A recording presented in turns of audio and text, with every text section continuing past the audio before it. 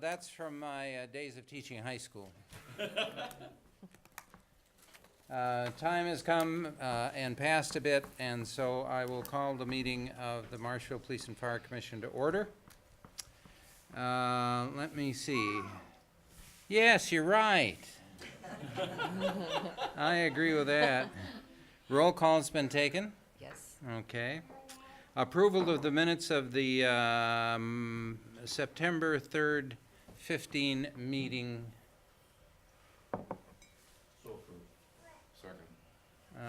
Okay, we have a motion, a second. All in favor of the motion signify by saying aye. Aye. All opposed, same sign. The motion carries. The fourth item on our agenda is the administration of the oath of office to firefighter paramedic Stephen Annan.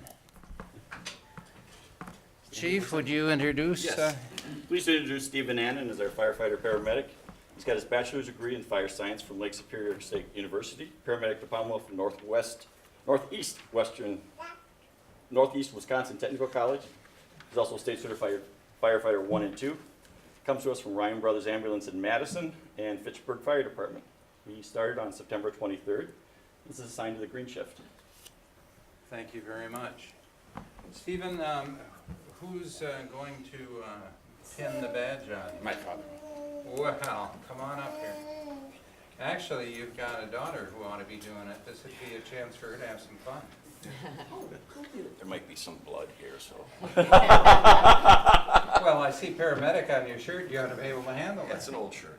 Okay. Would you repeat after me, Stephen?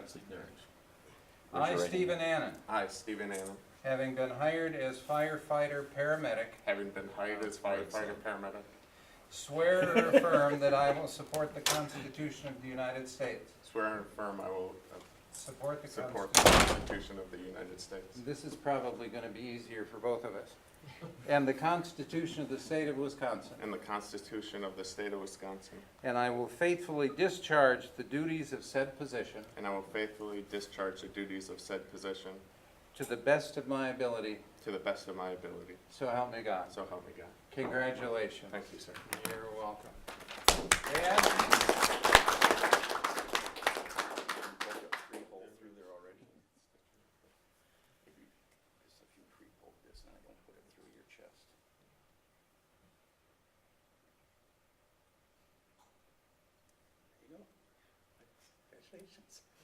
Please welcome our newest firefighter.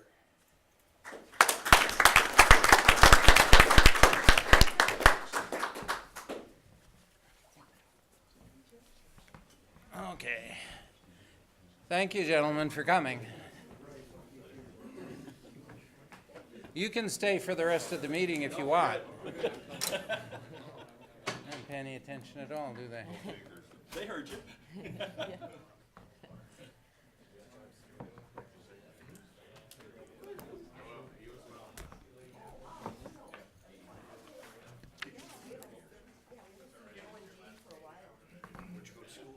Mom?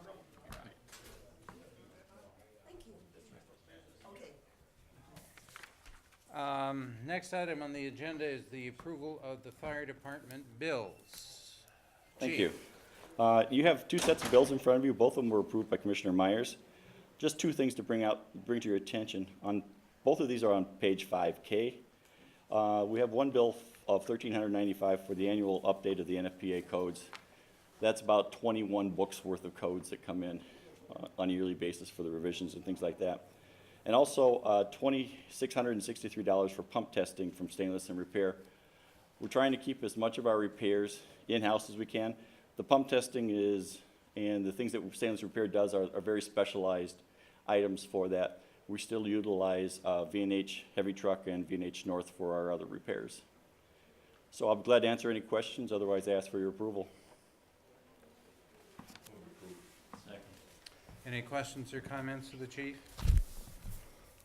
What is diesel fluid? It's actually a regenerating fluid. Terry probably answered.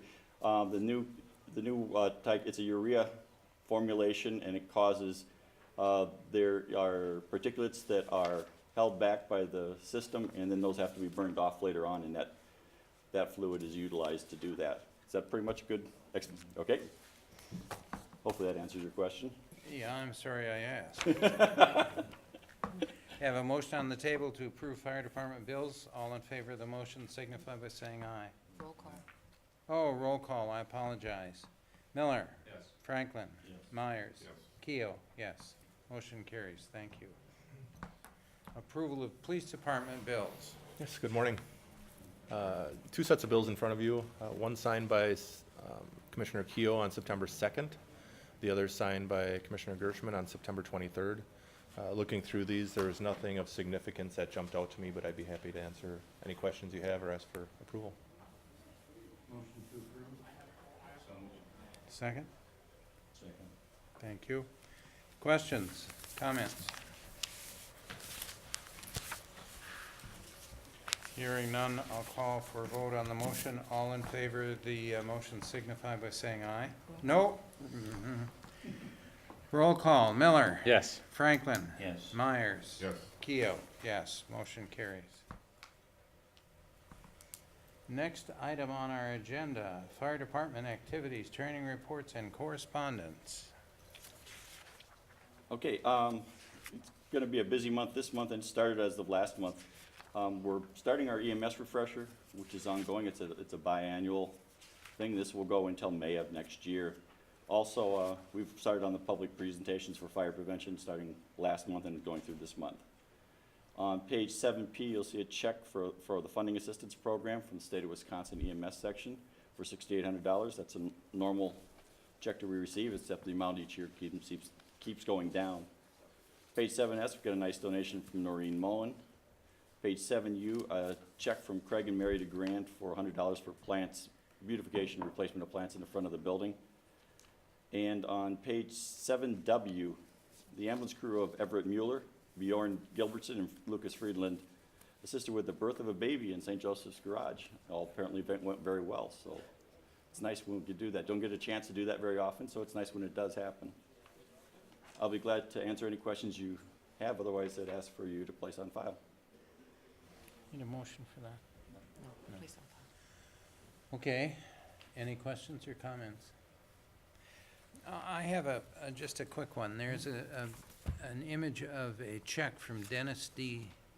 Schmidt. And on it, it says tent permit. Okay. We will do inspections on all tents over 1,500 square feet, and there's a $25 fee that goes along with that. So I think there's actually two checks along that same lines for tent permits. So does that mean if I rent a tent from somebody and it's over 1,500 square feet, I need to have it inspected? Correct. And what we're looking for, because of the size, is they have to be current in their flame retardant and everything else, and all setups of that. So at that point, you have other rules that come in, and that's for us to follow through with that. Well, I'm certainly glad to know that after the fact. Because for years I would rent a tent every fall.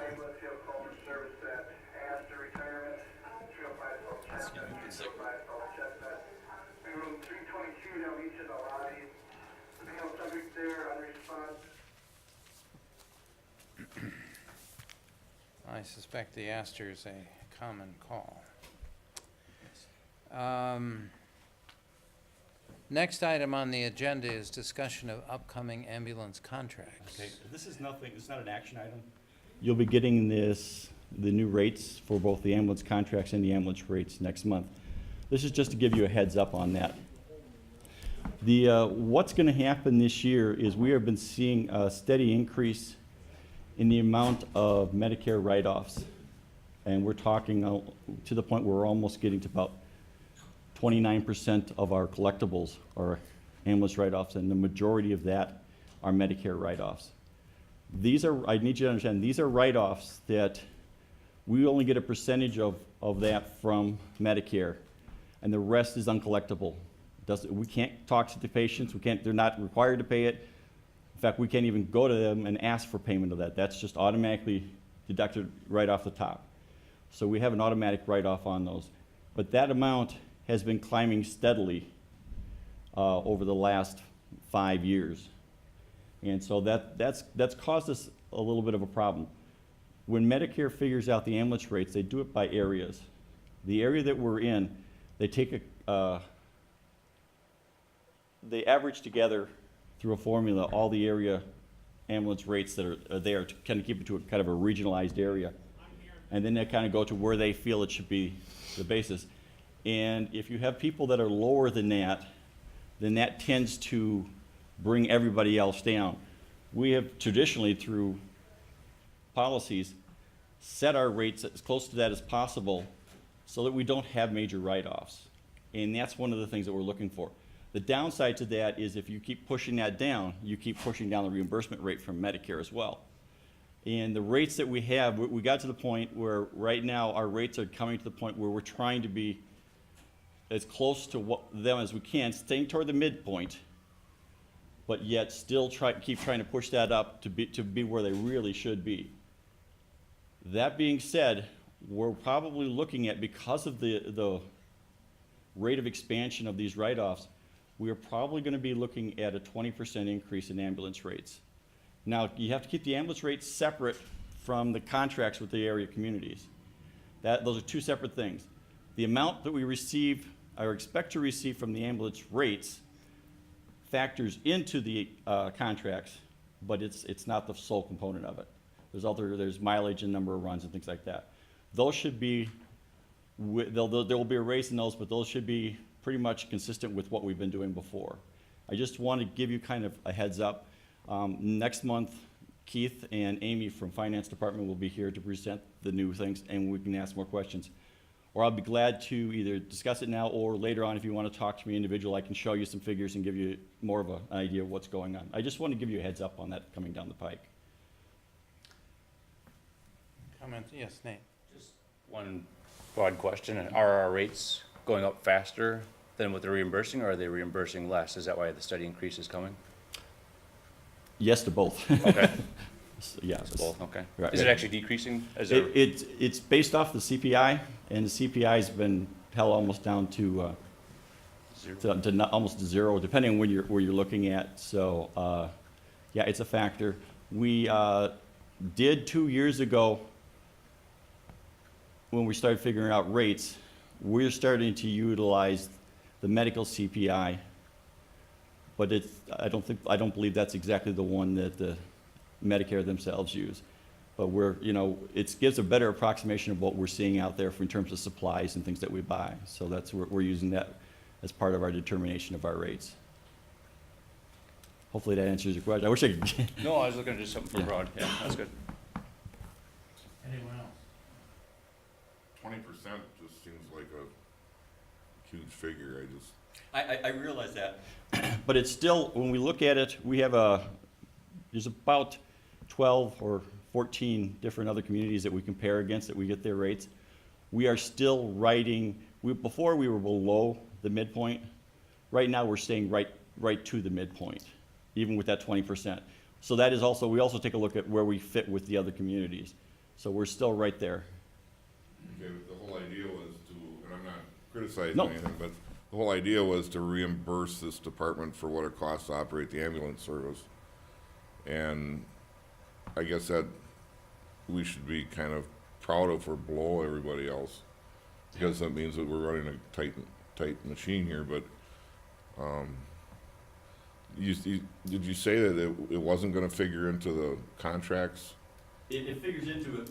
It's one of the factors that figures into the contracts, but it figures into their benefit, because then that takes down on what the net profit for that time period comes through. So that's factored in. It kind of works to reverse for that. So It's always a difficult sell with the townships and villages when you hand them a contract that they. right, and actually the contracts I don't think will be a difficult sell this time.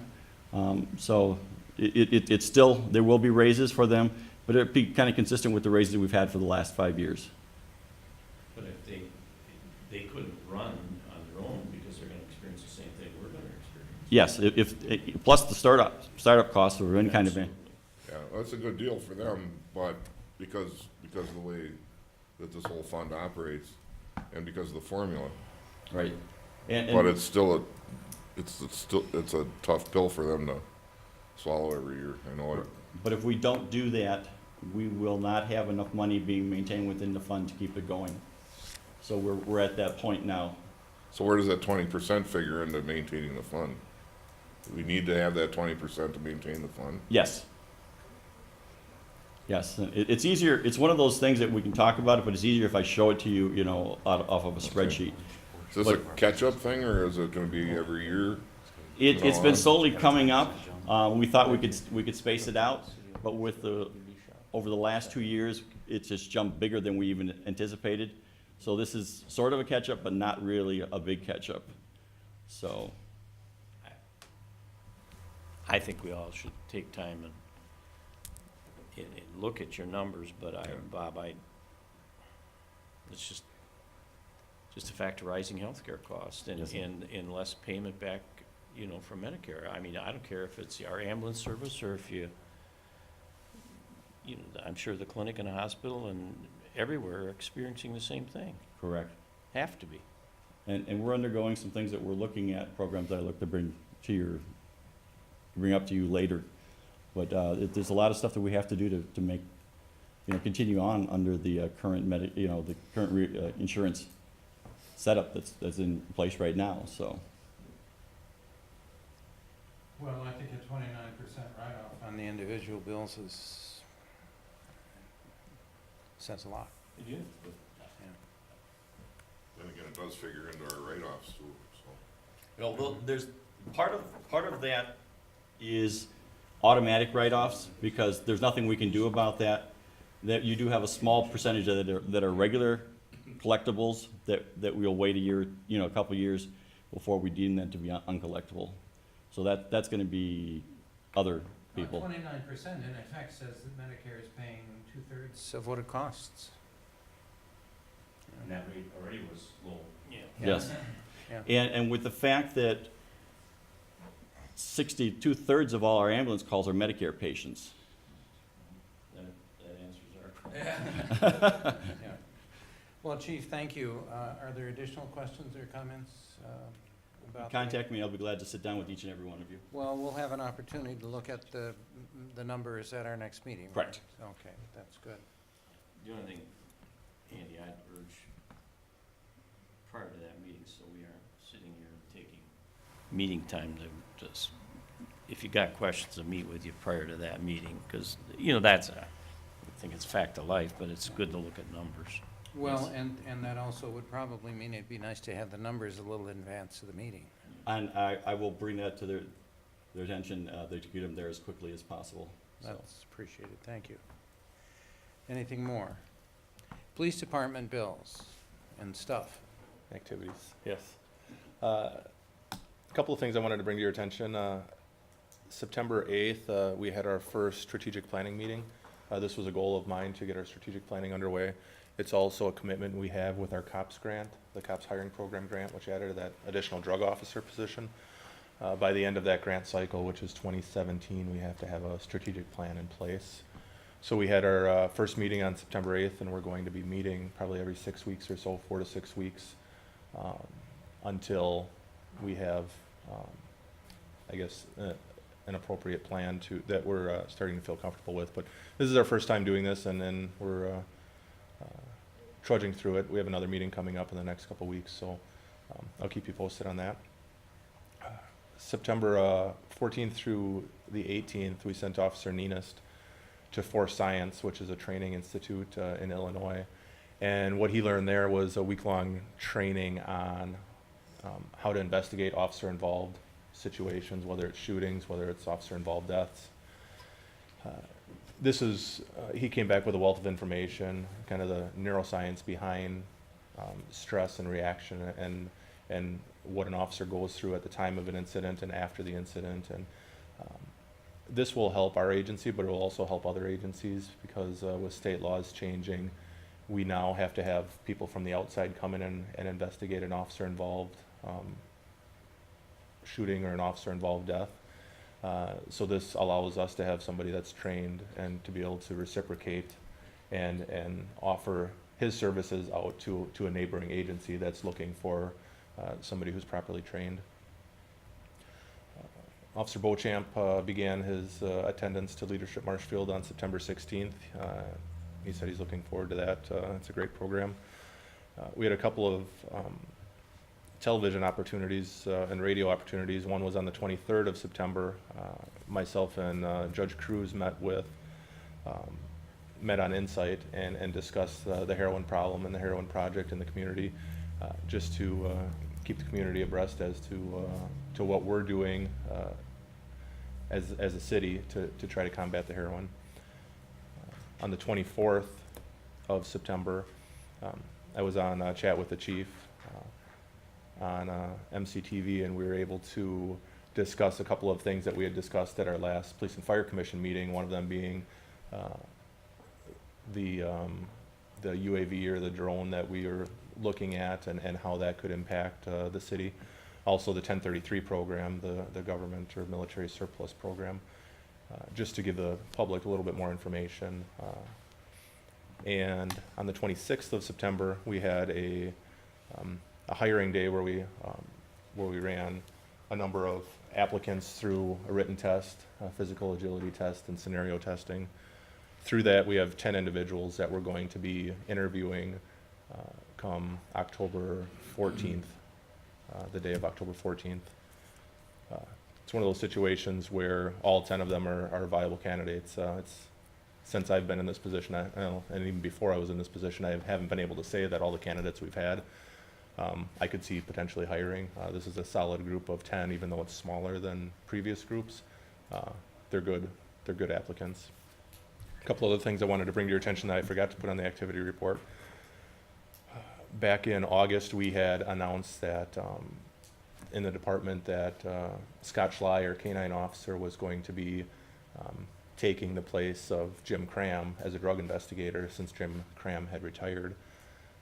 That transition is going to be taking place on October 19th. But with that vacancy opened up a canine position. And just the other day I had announced that Chris Haas, who's been with the police department for a little over 5 years, will be our next canine.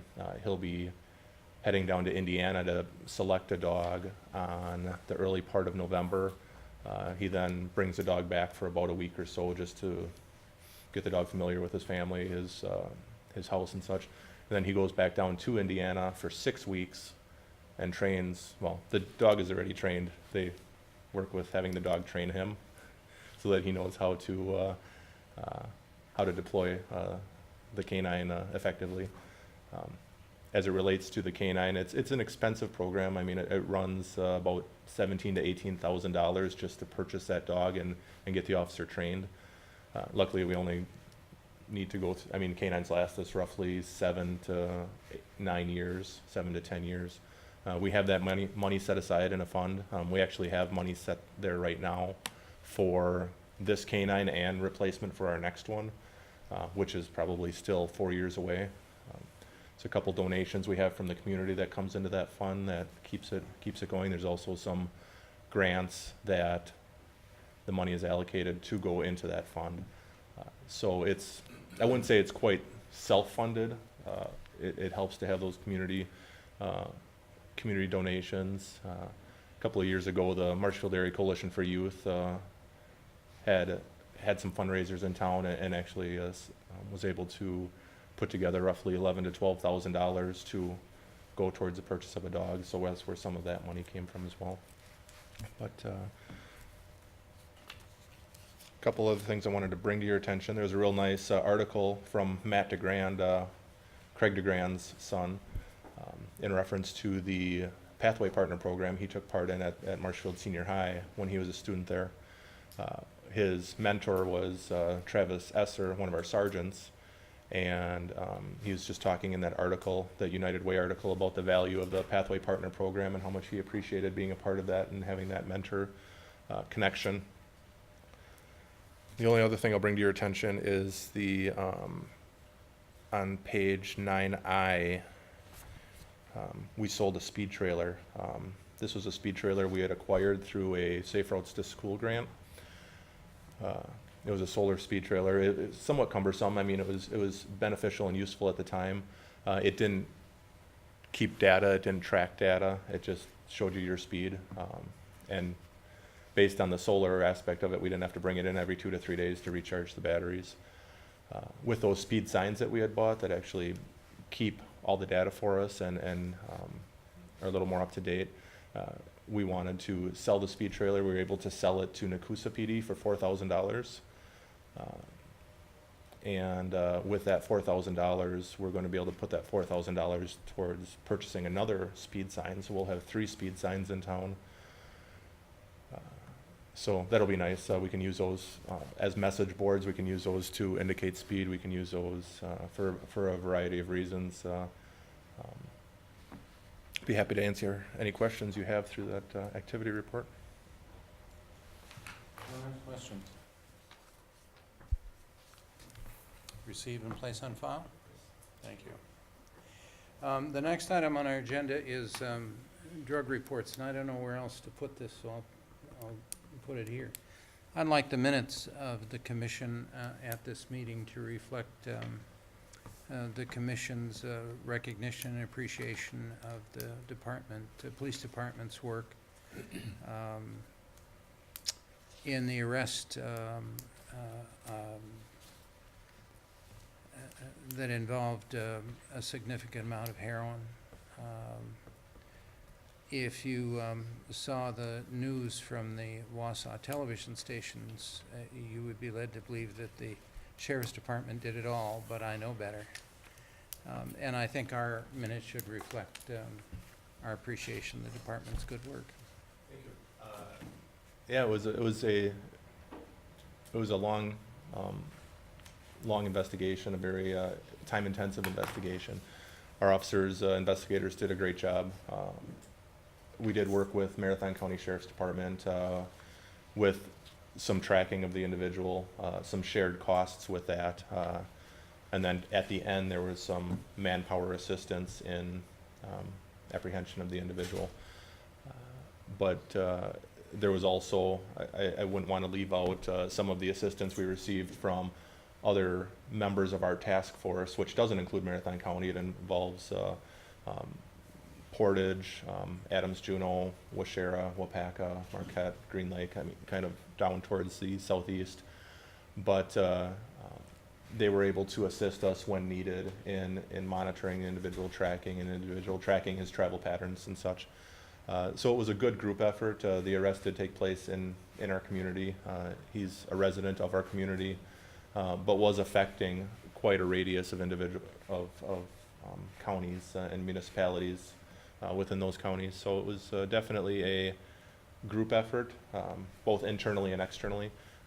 But we were happy to get that individual off the streets. Unfortunately, usually when one is held accountable, 5 more come in to replace the individual, and we'll prepare for that and handle that as we usually do with intense investigations and receiving information as we do receive that. Some of these crime reports I'll bring to your attention.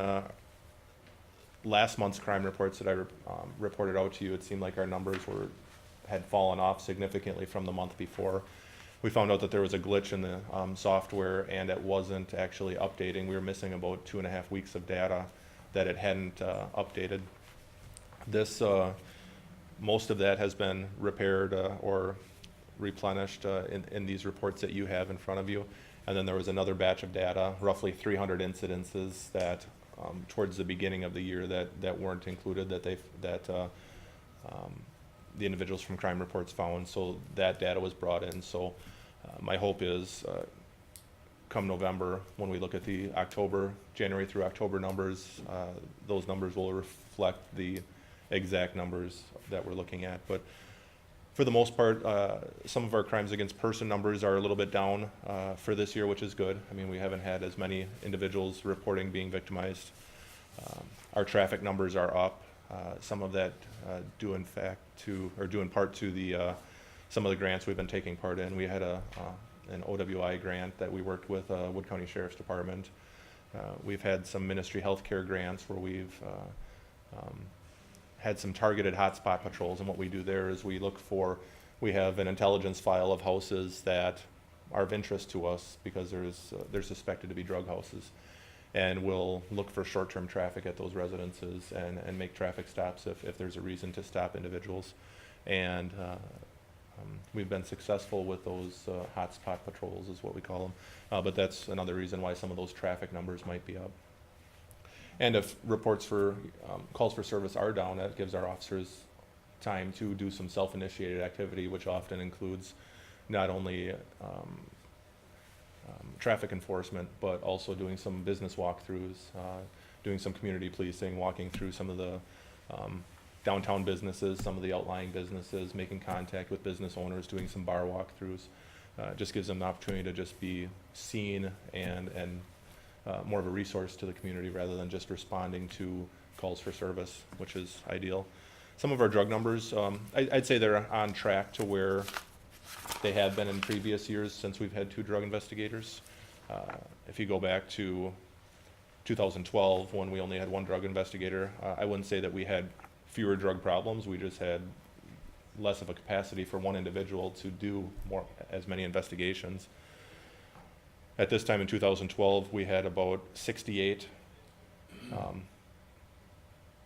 possession with intent to deliver or possession charges, not including marijuana. At this time, this year, we have 123. So I mean, roughly almost twice as many. It's in line with where we were last year, where we had 133 at this time. So we're not too far off on that. A lot of the other numbers are real consistent. We've had 29 marijuana arrests this year. Last year we had 28. Back in 2012 we had 28 at that time. So I mean those are fairly consistent.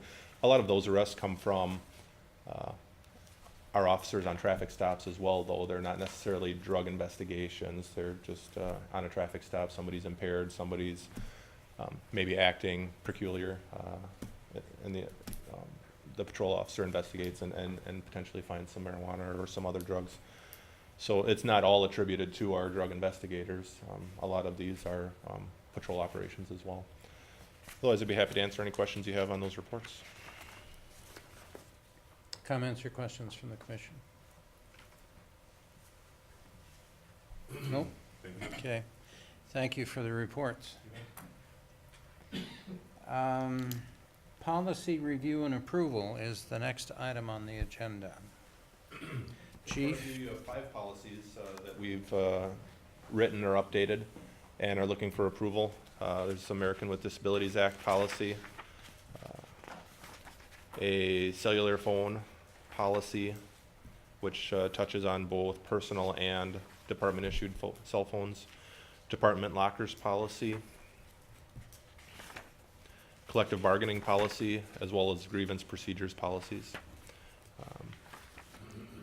Many of these are in line with our previous policies that we had.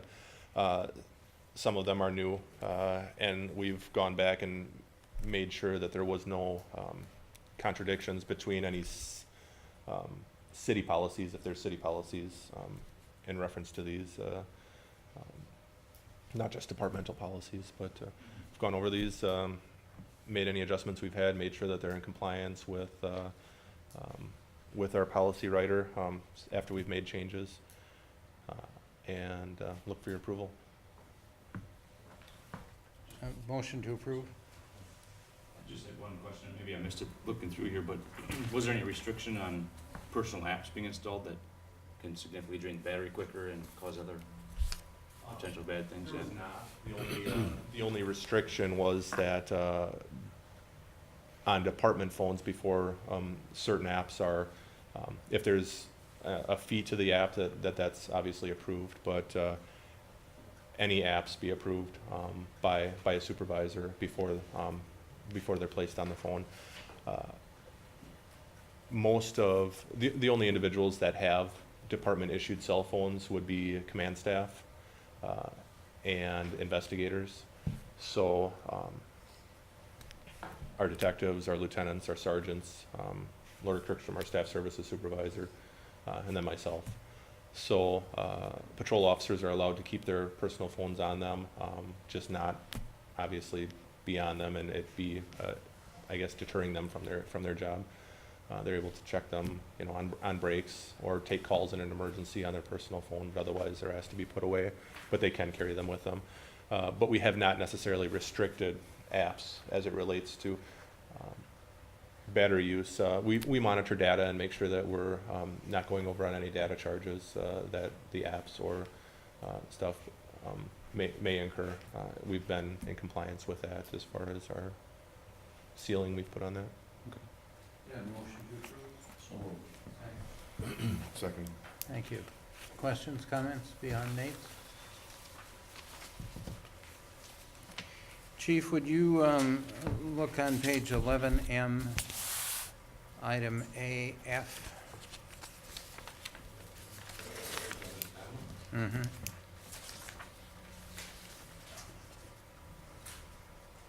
It's at the bottom of the page, department policy and procedures be reviewed and amended if necessary to coincide. You know, I have a thing about those kinds of things. That has to include approval of the commission. As far as, If you want to change policy, this, as I read this says that policy, department policies and procedures will be amended to coincide.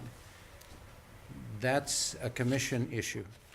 right, I think where this is going is whenever their new contract comes due, once that contract is approved, obviously by the bargaining unit and the city, This is where the commission. make sure that there's and- you know, that there's, you know. Yeah, this that is they're where the parallel. commission and the city potentially come together.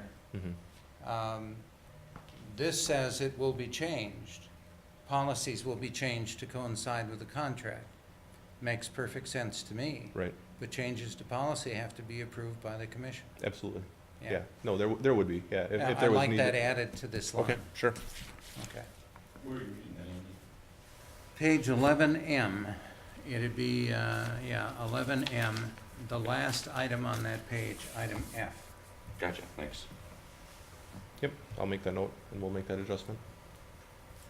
Think I don't read these things, huh? I appreciate you reading it, yeah. And that's one thing I actually brought, since you bring that up, off of a concern you had, I brought it to our policy writer, and he had said we are, you know, that unique to where we're one of a Yeah. handful of agencies that do have a police and fire commission with optional powers. Yeah.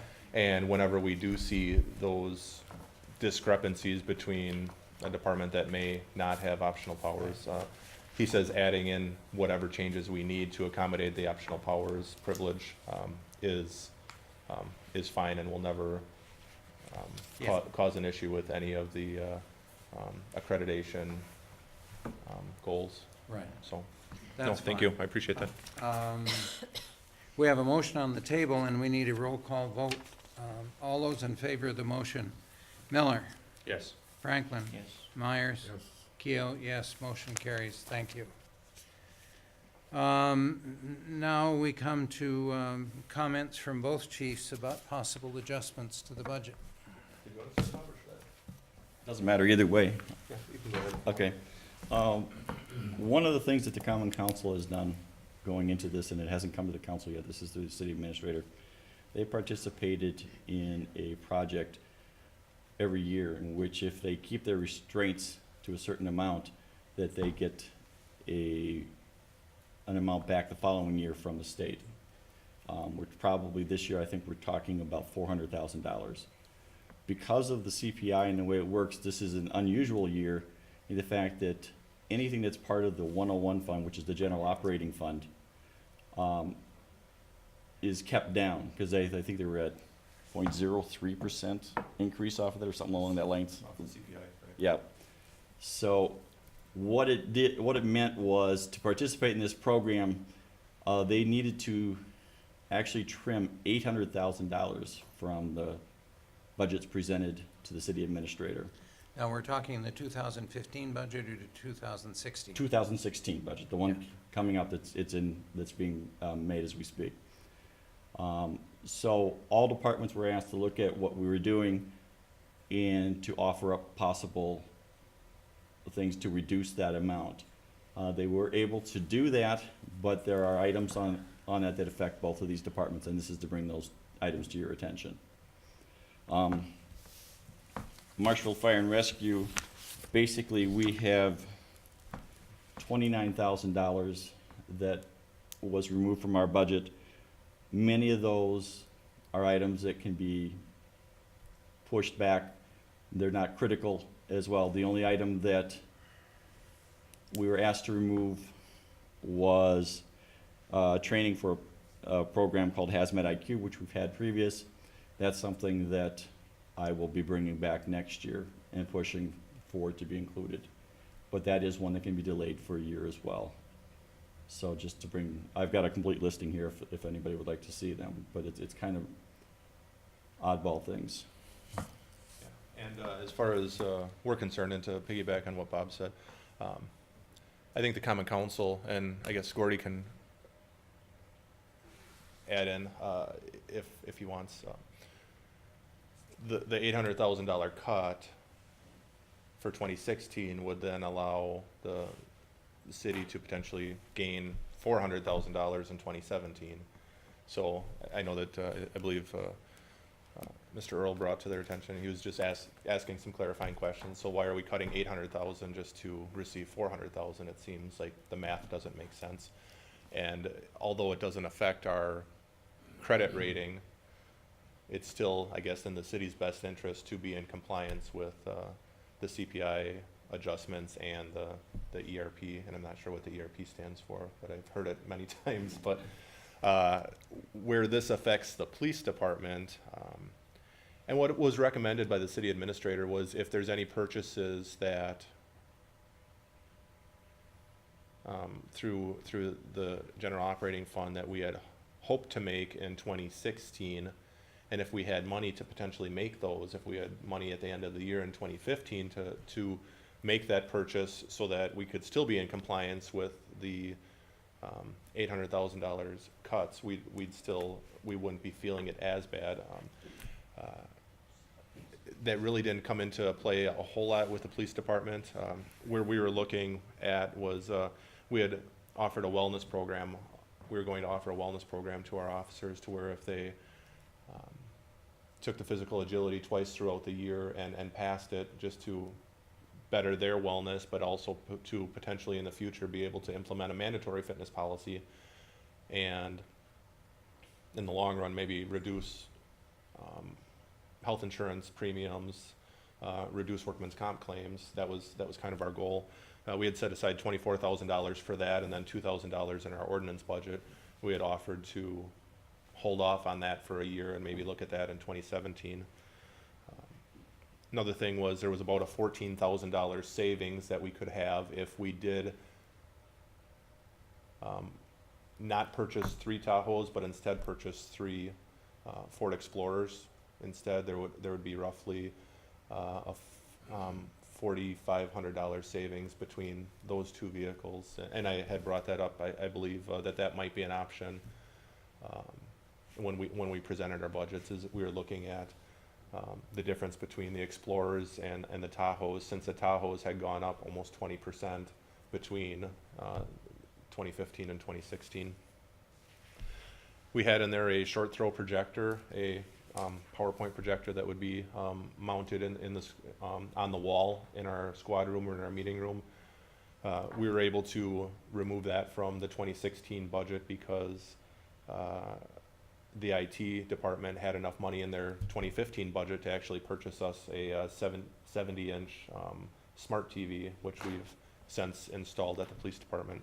And we thought that could do, the smart TV could do just everything and more that the short throw projector would have been doing for us.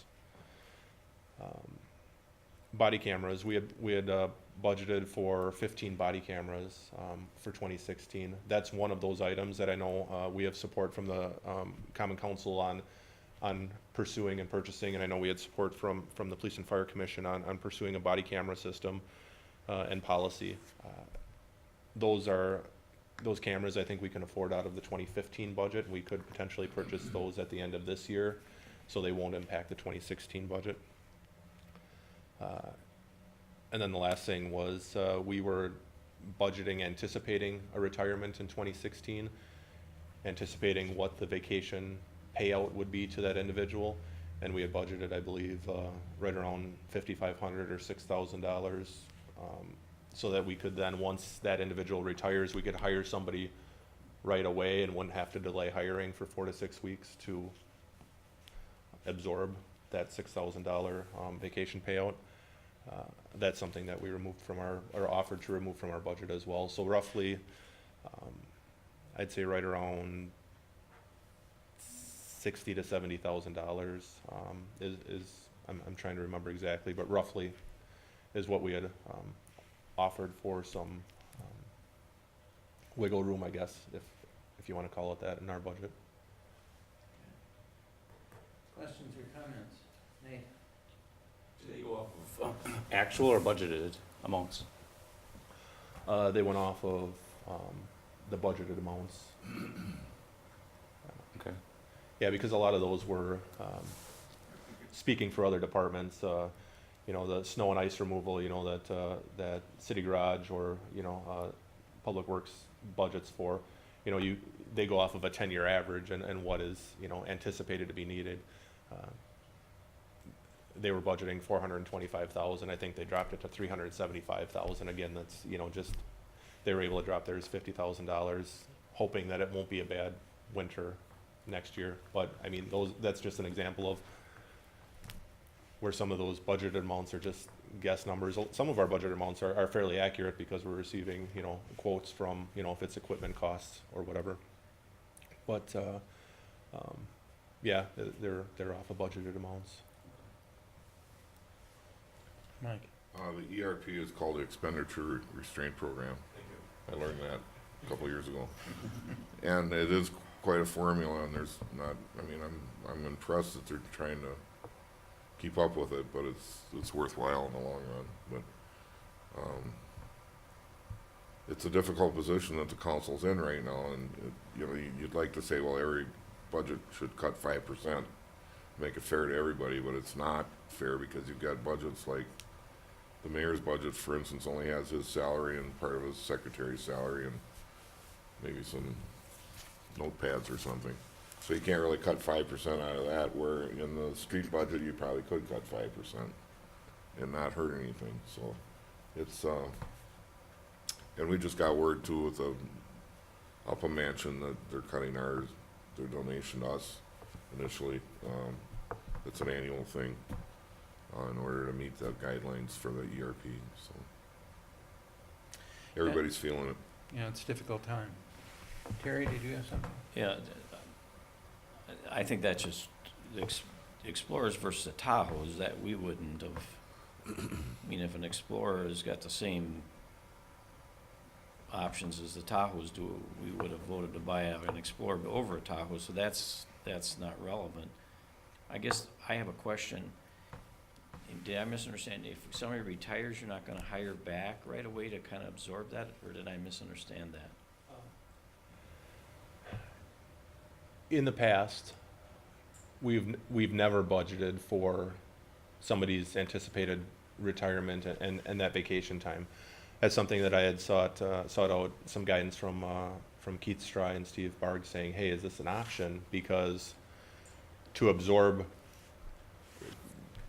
when somebody has, when somebody's, like right now, I'm actually working towards, you know, I'm earning my vacation for next year. It's paid 1 year later. So when our individual retires, he could retire with 200 hours of vacation, but then he's also maybe, if he's near his anniversary date, his hire date, he could also have accrued 195 hours of vacation. So he would have 395 hours of vacation, that's straight time hours paid out to him upon retirement, if he didn't use any of his vacation for that current year and he's been earning towards that next year. When we hire officers, for the most part, if they have no experience, they don't get any vacation until their first year, but they've earned, then they've earned it up to that first year that they work, they're earning their first year's vacation. Then on their 1 year anniversary, they get 1 week's vacation. That's the way it's always worked. But we've never budgeted for that cushion, I guess, to potentially take a $5,000 or $6,000 hit on that. It's just been paid out to them. But then to absorb that $5,000 or $6,000, we have often delayed hiring and said, okay, well, we won't hire anybody for 4 weeks, and then the savings of working one less person will absorb some of that money. I didn't like doing that, and I said if we can just budget for an anticipated retirement, then we can hire somebody the week following somebody leaves and get that person trained that much sooner, get them on their own and on the road and serving the community that much sooner. The individual I'm talking about is a sergeant. He's anticipating retiring in December, which by December I should have a good idea of where our budget's at for the end of that year, and I'll be able to justify whether or not we hire an individual immediately if our budget is in a position to be able to absorb that $6,000. I would assume it is, but I just wanted to get in the practice of budgeting for somebody's retirement if we know they're going to retire, just so that we can hire immediately and not have to delay hiring. I don't know if that. Well, accounting principles, you accrue vacation. If you've got 10 employees and you know what they have for coming for vacation, you accrue that and that goes into your budget. You know what your number is to begin with. So that's already into your budget. Right. What my concern is if I'm understanding this right, we could delay hiring an officer because we can't afford to hire an officer. And so we're gonna pay overtime for another officer. And maybe I'm just not following this, and I'll speak to you offline, because I'm confused. It's already budgeted, so. Yeah, doesn't it's matter. already, if basic accounting principles, you accrue your vacation. If you're on a calendar year and you start January 1 and you got 10 employees, you know exactly what they have coming for vacation. If something were happening, they leave early and don't take all their vacation, or you didn't pay it out, you know, that's a plus or a minus, but Well, I think it's I'm confused, but I don't want to take up meeting time. Terry, I can tell you that public entities operate that way. I understand, but there's still accounting principles in the world, and that's the way you gotta do it. And I understand the city's predicament, but I've harped about this. I hate to see these two departments take cuts that in delay hazmat training, delay things. I don't like that. I'll be honest with you, so. I've been on the commission too long, I harp about it too much, so I'll let it go.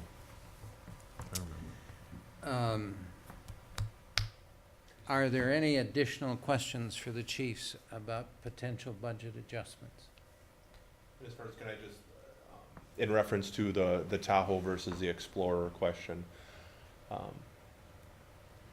there's about, like I had mentioned, about a $4,000 to $5,000 difference between the two-wheel drive Chevy Tahoes, which are bigger, and the slightly smaller, I guess, cubic foot size, the Explorers, which are all-wheel drive. The Explorers, at the time when we purchased the Tahoes, Ford was not making a police pursuit package Explorer. They've since kept up or caught up and have made that.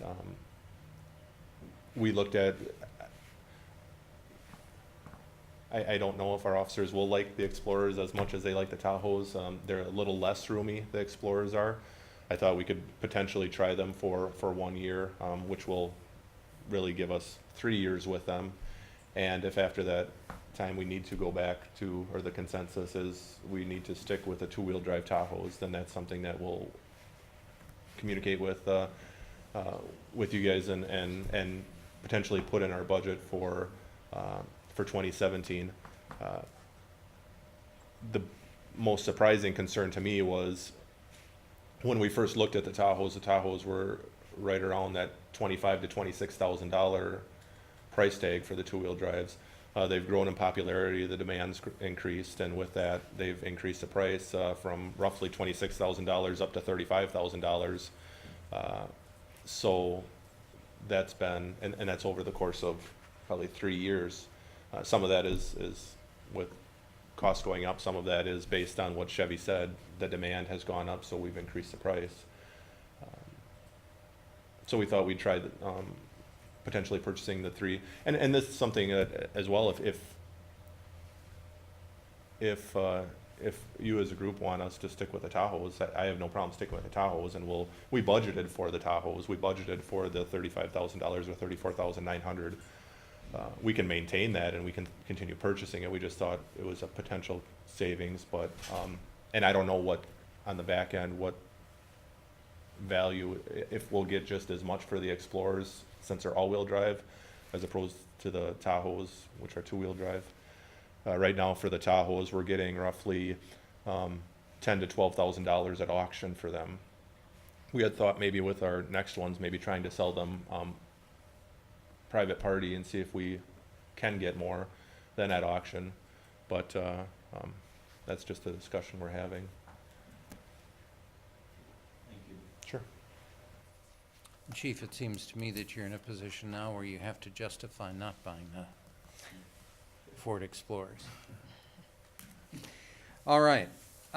2 other things before we adjourn. I'd like the record to show that the commissioners have individually received a letter from a citizen, William Penker, concerning the possible acquisition of a rescue vehicle with thick skin.